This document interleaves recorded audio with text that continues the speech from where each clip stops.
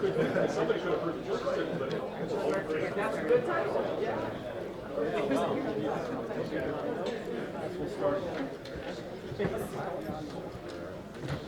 Well, good afternoon.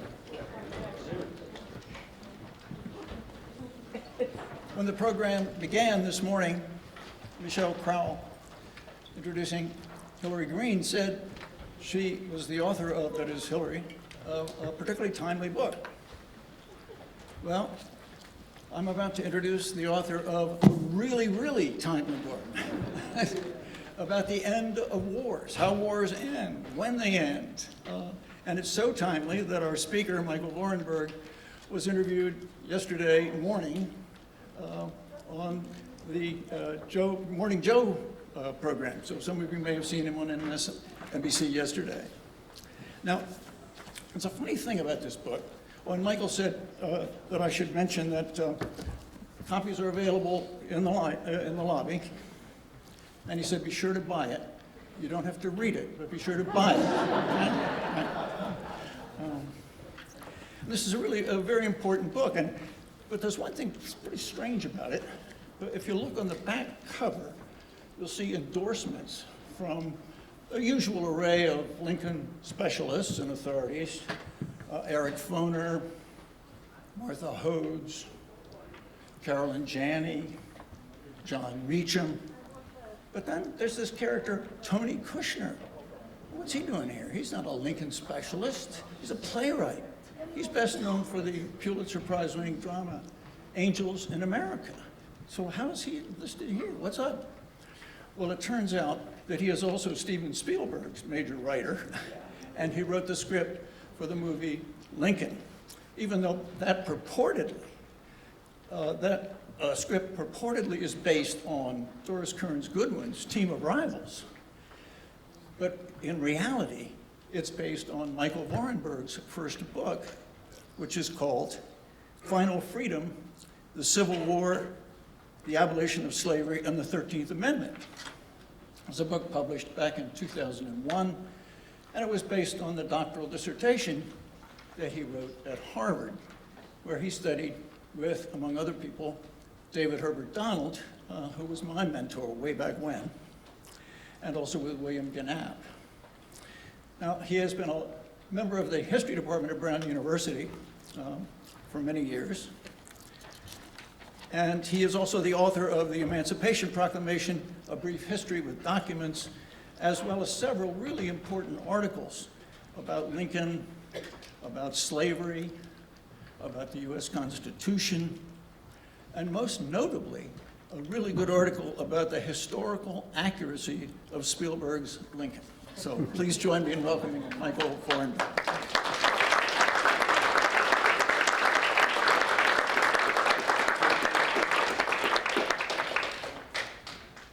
Thank you all. Thank you to Edna Green Medford and to the others who are responsible for the event, including those who control this lovely space at Ford's Theater and National Park Service. I'm going to start by talking a little bit about images. You've heard today that for various very good reasons, we can't project PowerPoint. As a teacher, this is crippling. I just don't know what to do. So I thought, wait, there's this other technology, handouts. We could actually do handouts. So I have asked a current Brown student who happens to be in the audience, who I have known a little less than 10 hours, and this is Kaylee Michaels Gualteri, to hand out some handouts. So she's going through the aisles now. It's a one-page handout with some images. 3 of the 4 images are in the book. The 4th, well, I'll say more about them. But this will allow me a crutch, which I so very much need whenever I speak to groups of images. I want to thank Michael Burlingame for that very kind introduction. I've known Michael a long time, and to have him say nice words is very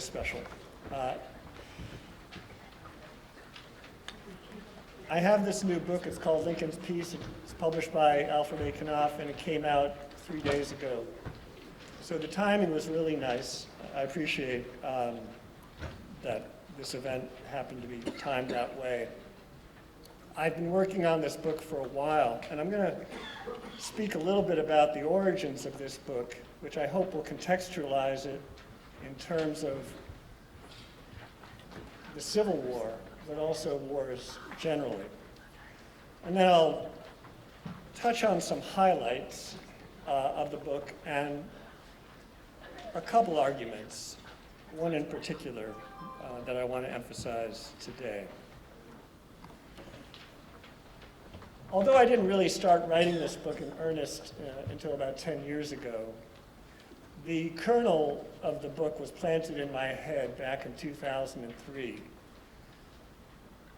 where two things happened. I was in the archives, in the National Archives, not far away, and I was doing research on another book, and the archivist, these things happened. They brought the wrong box. And so while the archivist went back to get the correct box, I started looking through this box that had been brought, and there was a report in there written by an assistant secretary of war in the 1890s. And the report was really thick, and the title of the file was The End of the Civil War. And I thought, well, that's kind of silly. Why would you have a thick file on that? We all know that the end of the Civil War was on April 9, 1865, when Robert E. Lee surrendered to Ulysses Grant in Appomattox Courthouse, Virginia. And I opened that report, and I found that this man who had written this report, his name is Grant, but no relation to Ulysses Grant. His name is Lewis Grant. And he had been an officer at the McLean House at Appomattox on April 9, 1865. He had witnessed that end of the war. His career then had gone various different ways, and he'd ended up in the War Department, where he'd been assigned the task of figuring out the exact dates of the war. The reason for this task has to do with some mundane legal issues, which I won't get into unless you want to ask questions, but things like, if you get a wartime pension, then you have to know what the dates of the war are to see if you qualify. But there are some other actually better reasons why you have to know. So when we say that there was a war and we assign dates to the war, those dates actually can matter legally, if not for other reasons. I believe they matter for other reasons as well. And so this man, Lewis Grant, went looking for the end dates. He had no trouble identifying the start date. He said that's the shelling of Fort Sumter, maybe a couple days later when Lincoln calls up the volunteers. But the end date was a complete disaster as far as he could concern. Because he looked at April 9th, he had been in there at the McLean House, and yet when he studied things, he noticed, for example, that after April 9, 1865, there were still Confederate armies in the field that would not surrender. There was a major army under Johnston in North Carolina. There were 50,000 Confederate troops west of the Mississippi. Further, he noticed that there were battles, actual battles that took place after Appomattox. So if we think about, well, every war has to have a last battle, right? Well, there again, not so clear when that is. And so we have a battle in Columbus, Georgia, a week after Appomattox. A month after that, in May, a battle on the border between Texas and Mexico, which ties into the fact that this is not just a national civil war, but a war that happens to involve other countries, because Mexico is actually part of where some of the fighting and possible fighting is going on. If you think about it, it's like, when is the last surrender? Well, the last surrender by a Confederate general, that's not till late June. And to make things even more interesting for Lewis Grant, the general in question was a Cherokee leader, Stan Watee, or Watee as he's sometimes called, who surrenders on behalf of his command, but also on behalf of the entire Cherokee tribe, despite the fact that the Cherokee tribe is in fact factionalized, and the real leader that most concede is John Ross, who is not at war with the Union at this point. But Stan Wadey surrenders as both civilian leader of the Cherokee and as a Confederate general. But even then, that's not the last surrender, because the last surrender doesn't happen until November of 1865, when a ship, the CSS Shenandoah, surrenders in Liverpool, England, having traveled around the globe, having had a mission to go to the North Pacific, to destroy the New England whaling fleet, to do as much economic damage as it could to the Union, because whale oil was so expensive. And it did it. In 1 week in late June, by setting fire to or sinking New England whaling ships, it caused more economic devastation in a week than was caused by any other week of the Civil War, just in economic damage. They didn't get the memo that the war was over, you see, sailing as they were in the North Pacific. When they started to run into ships that said, "Did you hear that Richmond fell and that Lee surrendered?" they refused to believe it, absolutely refused. How could this possibly have happened? Lee certainly would never surrender. Eventually, they found out by looking at headlines of newspapers that were on board some ships that these things were true. And at which point they realized that all the destruction that had taken place all happened after probably what most would consider the end of the war, which meant that they had no authority, which meant that they were pirates, which meant that under international law, they could be hanged and should be hanged by any law, any nation under the law of nations. This put some fear into them, and so they started thinking about where could they find a sympathetic harbor, and they had to go all the way from outside of San Francisco, which they were about to shell. They didn't do that after all, and then they sailed to Liverpool and surrendered there. So I read this report, and I'm thinking about all these things, and there's other stuff in the report too that would make it into my own book, such as the engagements with Native Americans in the Southwest and on the plains, the border skirmishes around the Texas-Mexico border that I mentioned, other issues as well. At the end of this report, then, Grant, the writer, this is not Ulysses, his name is Lewis Grant, comes up with the legal end date, which is the correct legal end date.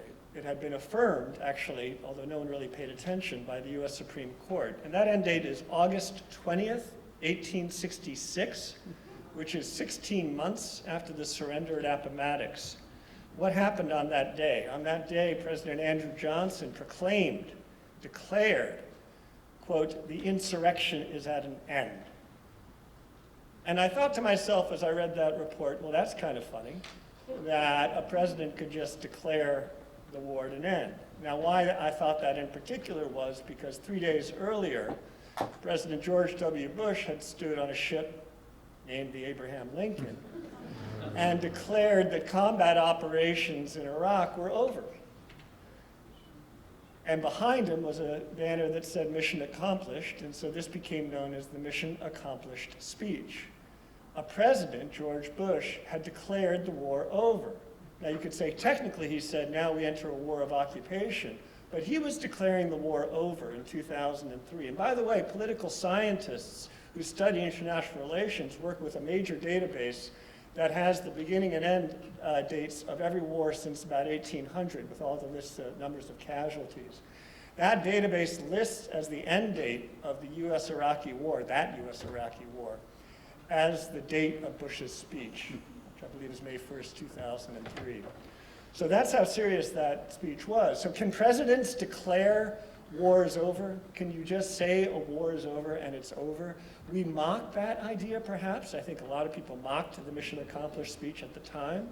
But we must be a little bit careful about that, I think, when we think about the law. But that's just the law. This didn't stop me in any way from continuing in my classes to refer to Appomattox as the end of the Civil War. After all, a war, like any narrative, has to have a beginning, middle, and end, doesn't it? And so we teach these things, and we try to make them coherent and sensible to our students and to each other and to ourselves. And so we create these narratives in our head. And Appomattox is an ending. It is a marker. And so I might say after Appomattox to describe events after Appomattox or post-Appomattox. We learn these things often in school. There's Appomattox, then there's Reconstruction. Wrong on both accounts, as Professor Manisha Sinha said earlier this morning. Reconstruction, she dates to 1860, which I think is exactly correct in terms of when to begin 1860. It doesn't begin after Appomattox, and after Appomattox wouldn't be right anyway. So dates, it's frustrating, isn't it? The worst thing we historians do is we say, A, it's complicated, and B, here are dates we want you to remember. And the second thing I'm now telling you, don't worry so much about the dates. They're probably wrong, or challengeable, contestable. One of the things I argue in the book is that the date to which you give to the end of the Civil War, whatever date you choose, is in effect a defining of the war. If you choose April 9, 1865, you are choosing to define the war in a very specific way, namely as a conflict between armies. When the armies, organized large armies, stop fighting one another, then the war is over. But that is only one way, right, to conceptualize a war. And so the date itself conceptualizes the war. And so it was attacks on Black Americans of the 1860s and the 1870s as in some ways an extension of the same types of guerrilla actions when they're focused on Black people, Black civilians, actually Black soldiers as well, then it's hard to find the end date. So I take us now back just to a few moments to highlight, and then a couple more general points, and then I will field some questions.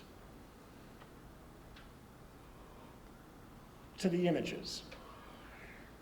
First image is the cover image on my book, which is from a painting called The Peacemakers, which resides in the White House, the painting does.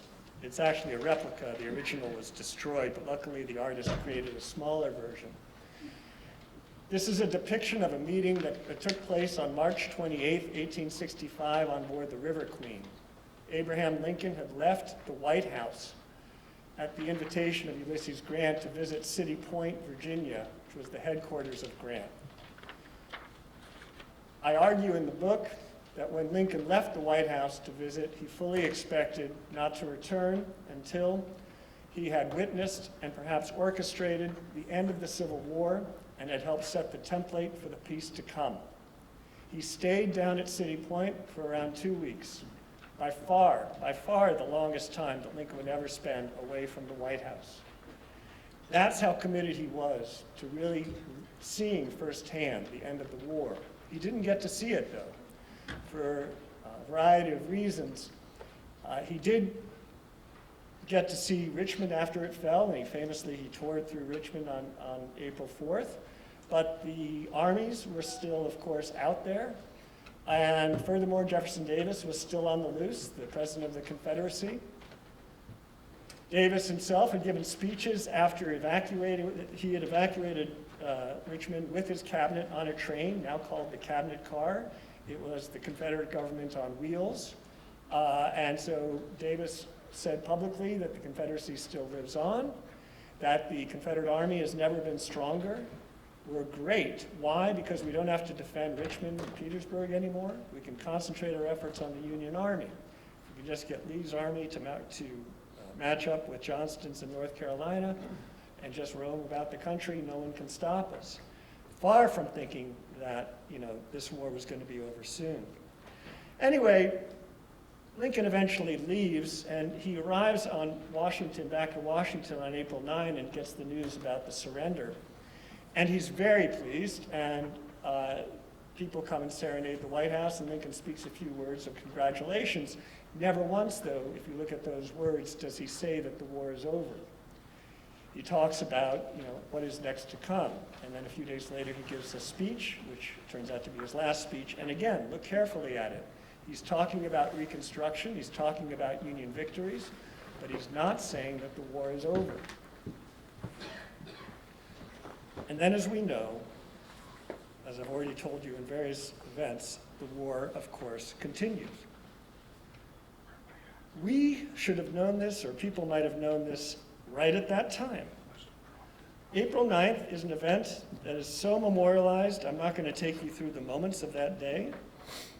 It's that images of it are everywhere, including textbooks. This particular image comes from 1965, the centennial of the Civil War, done by Tom Lovell, the surrender at Appomattox. What happened the day after? What happened on April 10th? So on April 10th,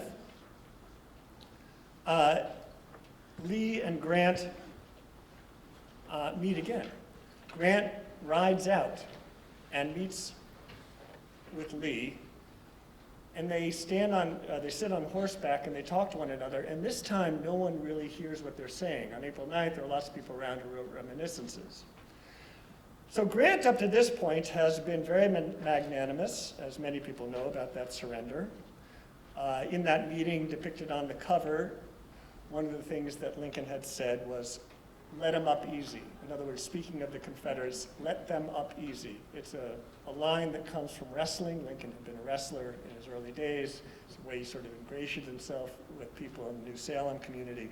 And the idea was you wrestle, and when the enemy is beat, you stand up, you shake hands, and then there's honor all around. And by not pushing your victory too hard, by not damaging the enemy too much, you make it more likely that there will be peace. The more poetic way to put this is with malice toward none, which is what he had said a few weeks earlier in the second inaugural. Back to April 10th, day after the surrender. What did these two men say to each other, Grant and Lee? We only have Grant's account to trust.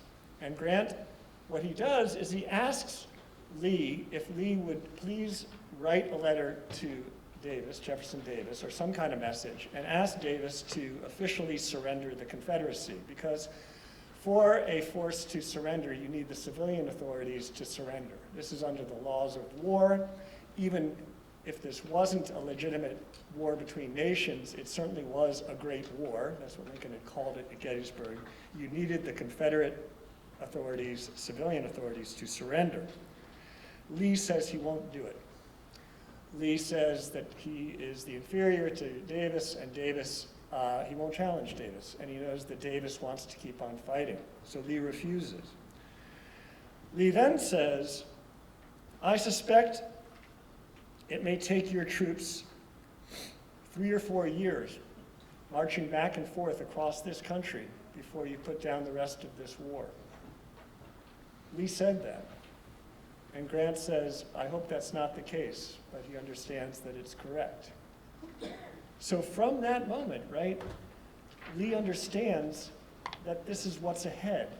There's a lot of mythology about Lee refusing the guerrilla option before the surrender. That is true, he does, but that doesn't mean he thinks that somehow the South is going to surrender easily. No, no, no. He knows better than that.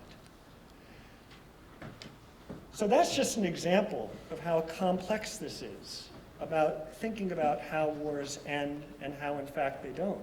By just thinking about these 2 days in history.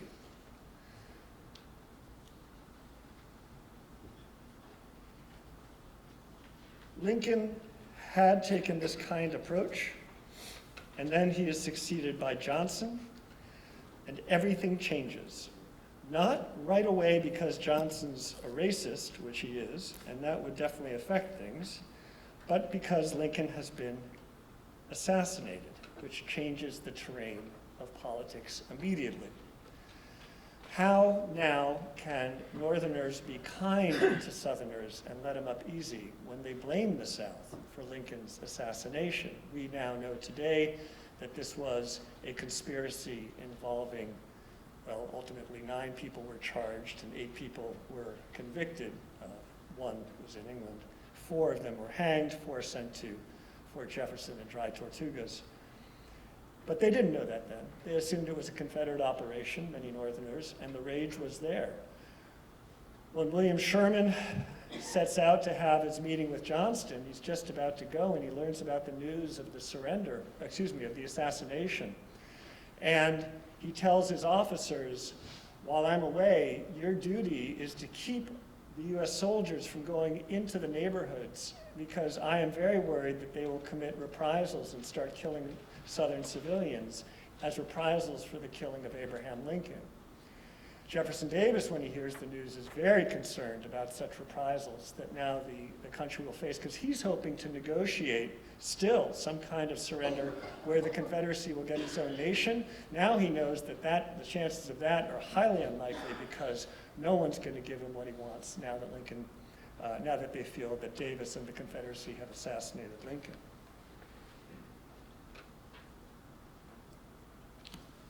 Alternate dates for the ends of the Civil War. I refuse to acknowledge one endpoint as necessarily better than any other endpoint, which is very frustrating, I suppose, and for which I apologize to you, but now you know going into the book that what I see here is a series of endpoints, and not one, which makes it maybe more like our 21st century forever wars than we are comfortable with. I do not think this was a forever war. I think this war did end, and I think it was over by the 1860s, maybe early 1870s, and I can say more on that in the questions if you have why or when I might take it into the 1870s if you wish. But I now return to the point of whatever end date sits with us has meaning. And I want you to notice that every end date I've mentioned so far, the last battle, the last surrender, the events of April 9, April 10, in none of these have I mentioned slavery and emancipation. How can this be? The Civil War was a war to destroy slavery.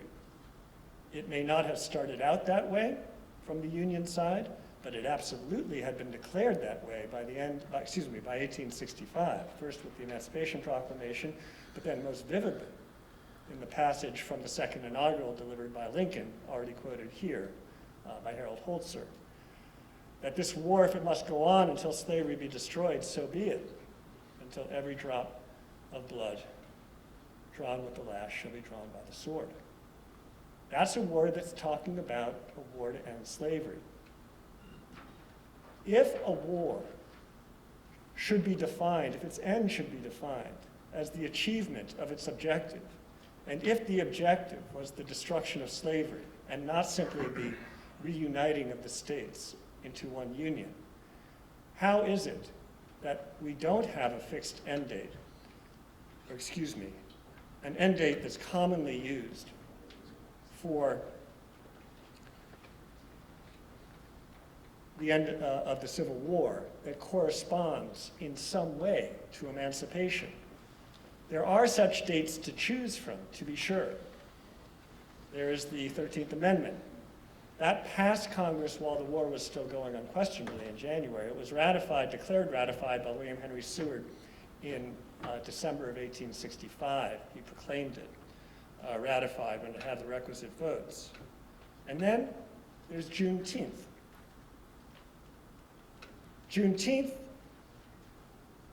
has its origins in an event of June 19, 1865, which is portrayed in the lower right hand of the handout, where General George Granger signs an order.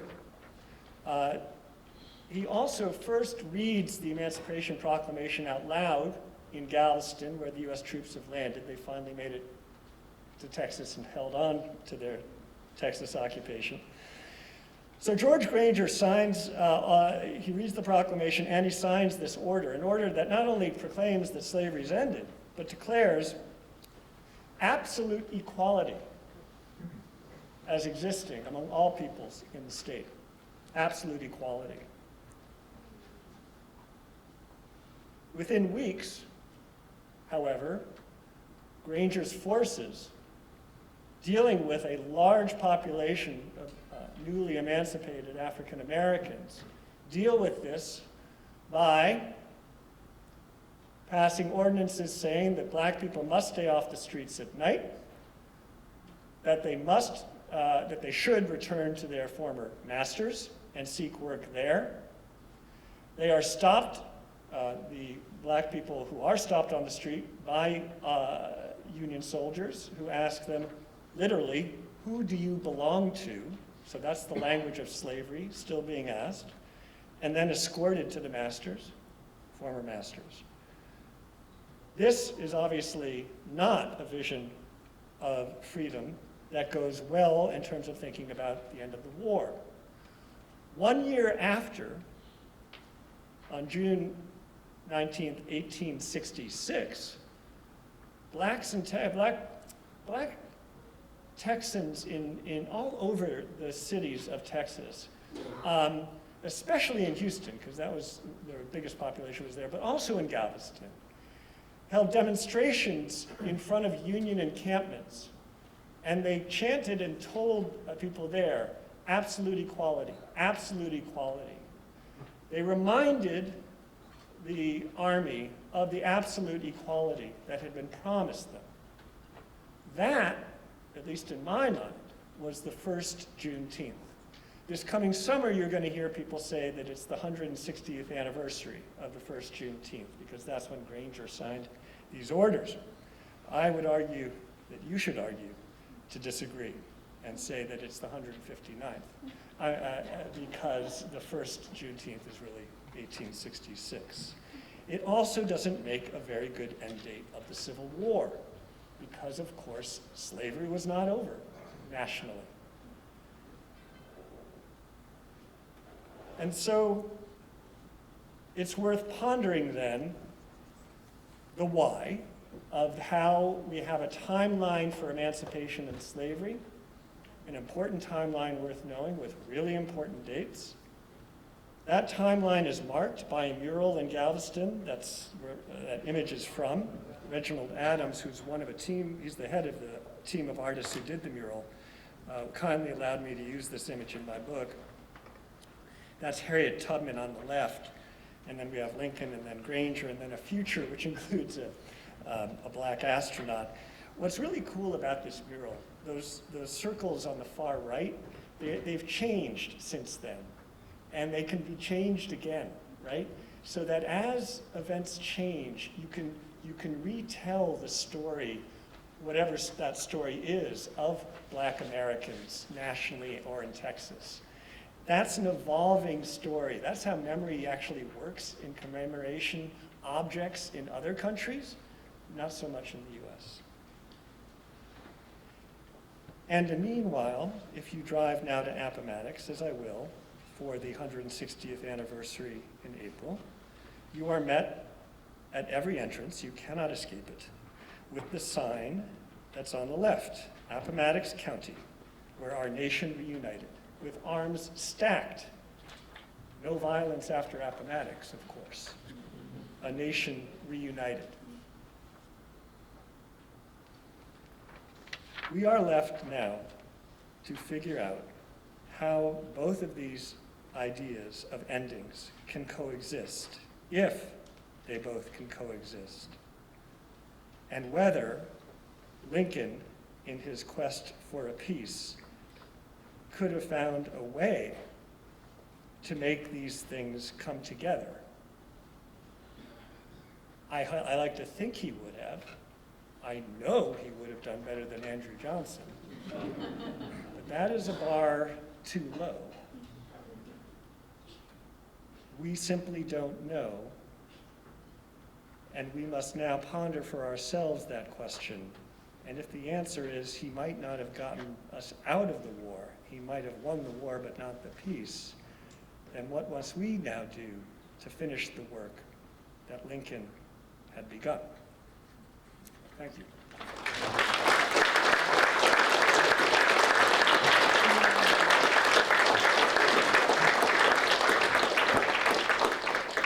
All right, we have some questions for you, Michael. Are you ready? Sure. If the end of the war doesn't necessarily line up with a surrender, how does that carry over to whether elections end on election day? Whatever are you talking about? Starting strong. that's fantastic. I don't even, I think the question's better than any answer I can give. Yeah, right. We don't, America likes to think of itself in this American exceptionalist way as really good at ending things cleanly, right? I didn't get to talk about this, but with the ends of wars, I think one of the things that's going on here is an American exceptionalist story, that Americans end wars much more cleanly than any other countries do. There's a quote in the prologue of my book from a historian who says this explicitly, that, you know, at this moment in April of 1865, things could have gone so many ways, and aren't we lucky that we aren't like Europe, because its civil wars were bloody and they never stopped. But America, we know how to end wars. We have a particular sense of how to do this. As Anglo-Saxons, we know how to do it. He said this. The historian in question is Alan Nevins, for those of you who know your historians, and he uses the phrase Anglo-Saxon. It's obviously racialized in this way.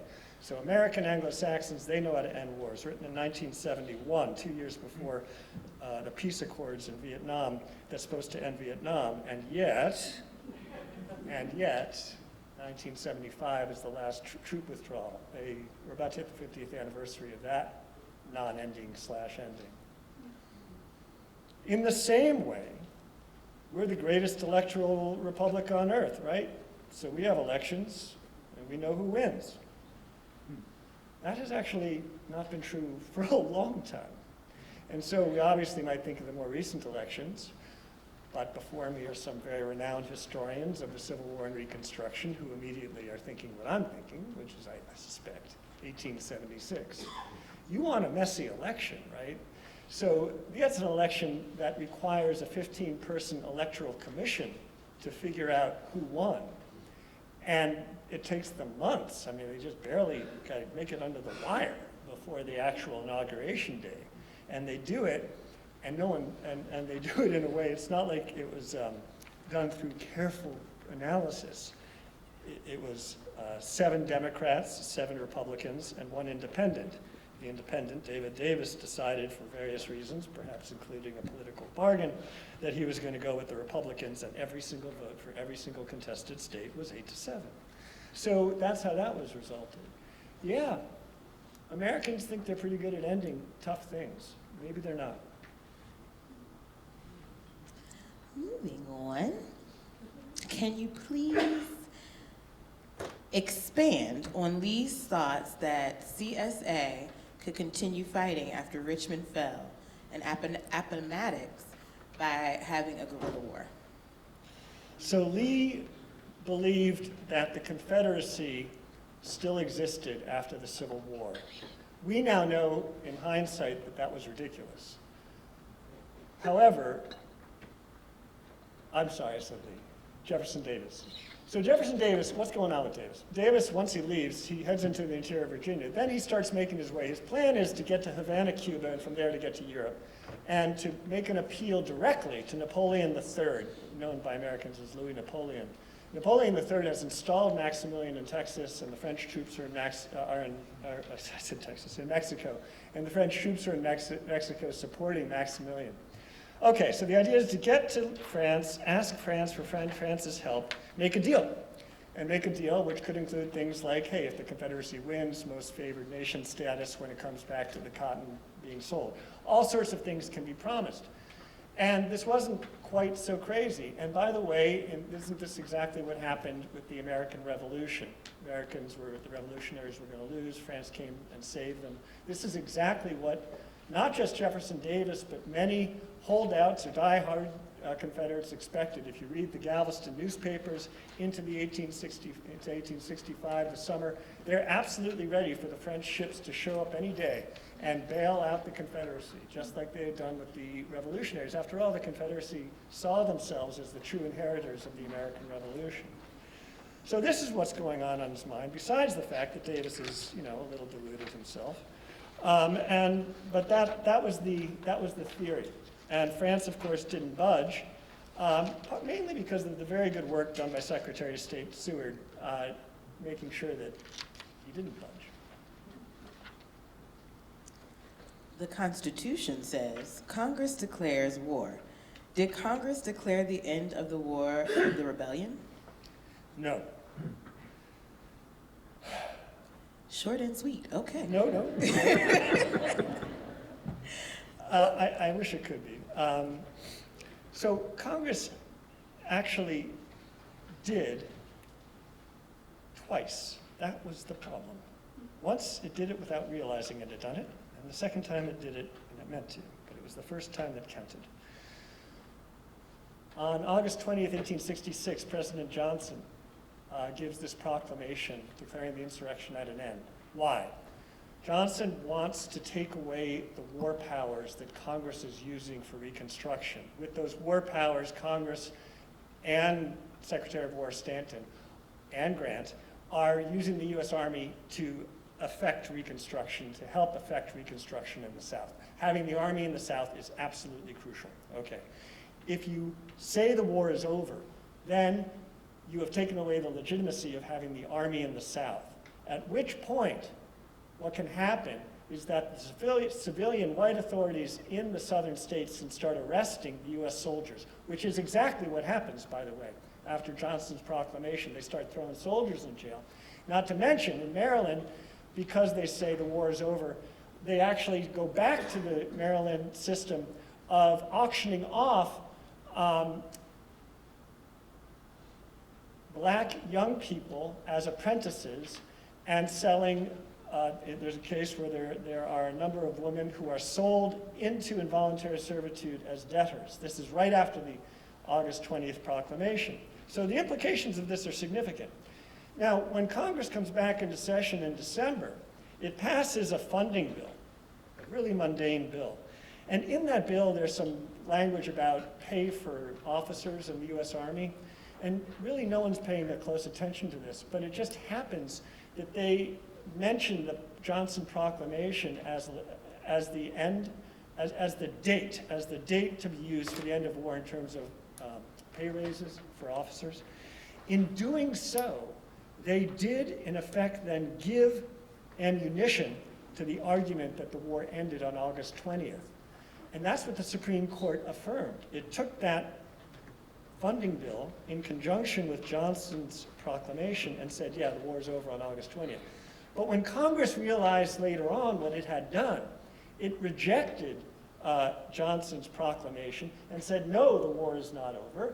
And it defined the war as Congress would, which is when the war's not over until the last representatives and senators from the states that have seceded have come back into Congress. And that happens, the last state is Georgia, February 1871. And when that happens in 1871, there are a couple of congressmen who stand up and say the war is now over. I wouldn't call that a declaration by Congress, but it is an acknowledgement. So Congress defines the end of the war in a way that's purely congressional. And the president defines the end of the war in purely presidential by a proclamation, or today we might call it quite an executive order. Wartime. When is it? We learned only recently that we are in wartime. We learned only recently by an executive order that we exist in the midst of an invasion, and therefore, because of that, the Alien Enemies Act can be used for deportation. There is nothing in that order that says when in the order that says when the war began. We are simply existentially in a state of war. One of the problems with that, we learn from many episodes in history in many places, is that when you declare a state of war exists, it means somehow you've got to figure out when the war ends. Right now, we know who's in charge and who's going to decide whether and when that state of war we're in ends. That's not a very, very comfortable situation to find ourselves, but such it is, always is, when we have what's called a state of war or a state of emergency. Again, the parallels to the Civil War era are a little eerily and frighteningly familiar. You kind of elaborate on this a little bit just there in this answer, but this will be the last question based on our time. Might this be a good example that it is actually the defeated that determine the end of the war and not the victor? Might this be an example that the defeated and not the victor determine the end of the war? That's a great question. And I think it's actually in line with Lincoln's vision on board the River Queen that's depicted on the cover, right? In his vision, where he says to his commanders, let him up easy, he has in mind, as I said, a wrestling match.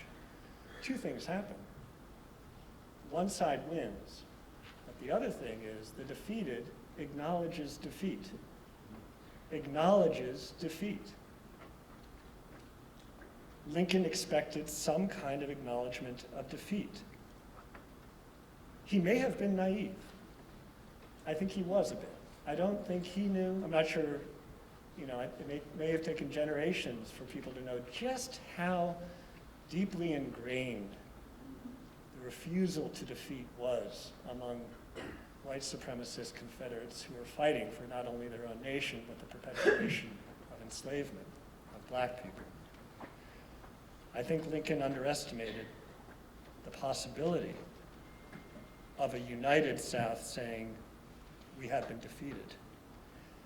And if you then say, well, that means it's really up to the defeated to determine the end of war, then I guess I've answered the question, which is yes, which seems to turn the end of the war, and maybe the ends of all wars, on their heads. And maybe that's where I'll stop for today. Thank you so much, Michael.